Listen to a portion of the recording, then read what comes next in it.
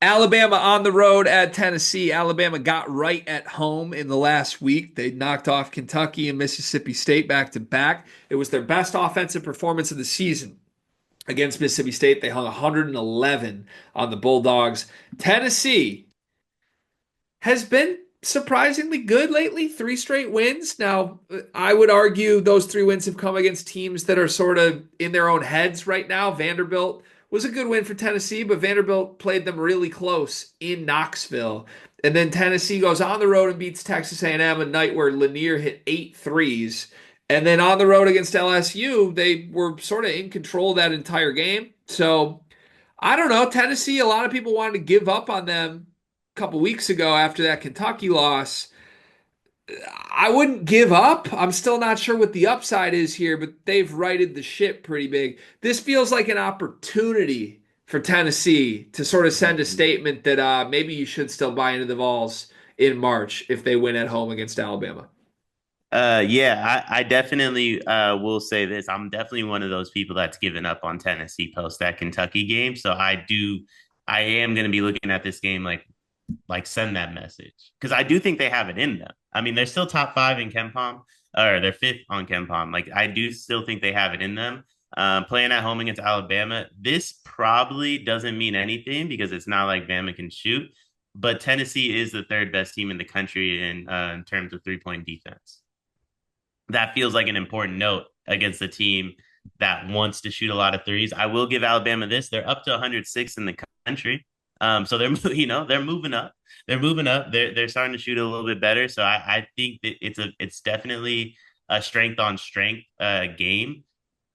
Gonna need something out of Chaz Lanier. Gonna need something special out of Chaz.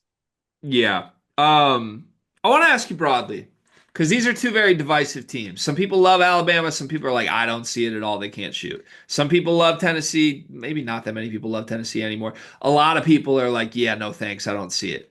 Uh, do you trust either or both or none of these teams in a national perspective come March?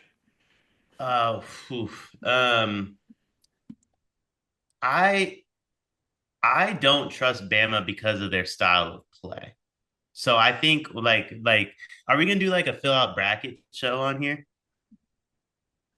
Yeah, I think so. If Either way. we do that, I'm gonna have Bama going way farther than like anyone's gonna think if they just listen to how I talk about Alabama.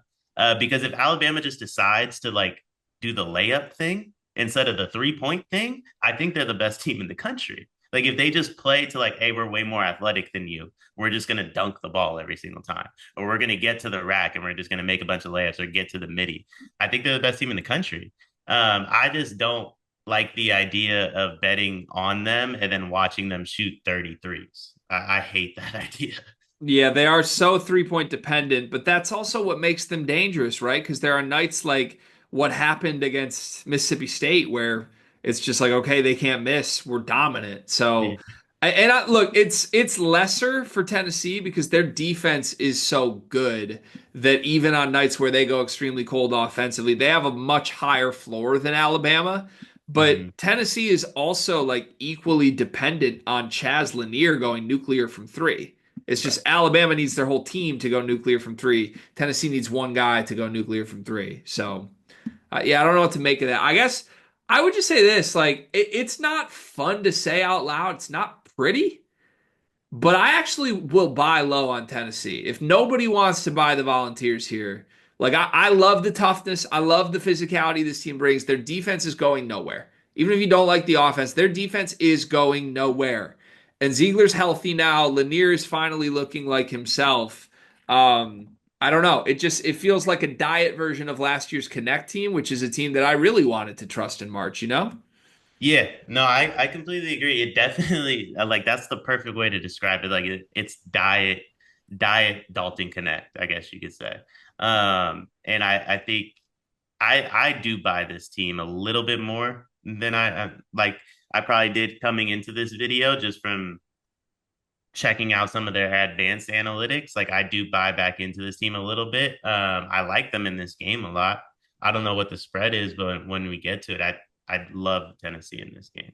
Tennessee has one loss at home this season. It was Kentucky on a night where, let me make sure I have this number correct. Kentucky shot 50% from three. Tennessee shot 11 for 45 from three. Oh my God. At home this season, Tennessee has wins over Georgia, Mississippi State, Florida, Missouri, Vanderbilt, Arkansas. Not a ton of world beaters there, but the Florida win holds up really nice. They held Florida to 44 points in that game. I do think this is still a really tough place to play, and stylistically, Tennessee loves to slow it down. 345th fastest tempo in the sport. Alabama loves to play fast. They are the fastest tempo in the country. So for me, I do think Tennessee's pace, like I like the slower team, especially at home when there's a big drastic style flip here. And just looking back to last year, also, Dion, I feel like this is worth calling out. Tennessee has owned Nate Oates a little bit. Tennessee swept Alabama in the regular season last year, beat them by 20 points at home, beat them by 7 in Tuscaloosa. You want to go back even one more year further than this, Dion. Tennessee beat Alabama by 9 at home. Rick Barnes has beaten Nate Oates in 3 consecutive games. So take with that what you will. Let's get to our predictions. Ken Palm says Tennessee by 5, 79-74. If that's what the betting line is at, I think a lot of people will be on Alabama. But what are you going to take here, sir? Whoa. See, and this is what I do to myself with Bama all the time. Give me Nate Oates money line. I do this all the time. I did not think you were going to say a 5 point spread. I thought it would be swing closer to like a 2 or 3 point Bama as the favorites, in which case I was going to be all over Tennessee. I think this game's like very close. If you're giving Bama 5 points, much like we said about Auburn, I want to be on Auburn if they're getting single digits. I want to be on Bama if they're underdogs by like that wide of a margin. Here's my issue with Bama, by the way. So 106 in the country in 3 point percentage, first in 2 point. Just step inside the damn line. You're the best team in the country. Yeah. Yeah, I hear you, but I think part of that is they're the number one team because they only take dunks, right? Like they never force bad twos at all. So I don't know. I hear your point though. They could be a little less 3 point dependent. I would like it. I almost have a rule. If you get Alabama at like plus 170 or better, you should bet them just because like they can pour in threes and all of a sudden it's one of the best value bets in the sport. This reminds me though of the Auburn game where it was like, oh, we're getting Alabama pick 'em. Like, I can't believe that value. And then you bet it and you're like, oh shit, this is clearly the wrong side. I feel like the public is going to be duped into taking the points with Bama here. Tennessee at home is so ridiculously tough. Stylistically, it's such a tough matchup for the Alabama offense. I am going to try and outsmart myself and take Tennessee by like 10 or 11 here in a statement win for the Vols.